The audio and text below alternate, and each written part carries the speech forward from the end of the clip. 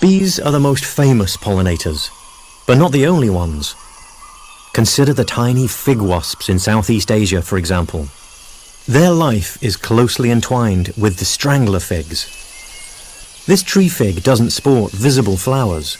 Instead, the wasp has to tunnel its way inside the developing fruits. In the process, it sheds its wings. The wasp won't need them again. The fig immediately closes the entrance, capturing the wasp. The insect has brought the pollen the plant needs and in turn has found a safe spot to lay her eggs. Her deed is done. Not long after her death, it's hatching day. The males hatch first.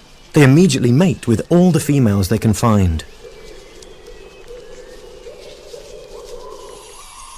Then they instantly head for the fresh air.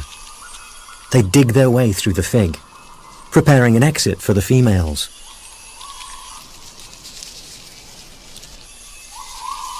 Who leave, covered in pollen.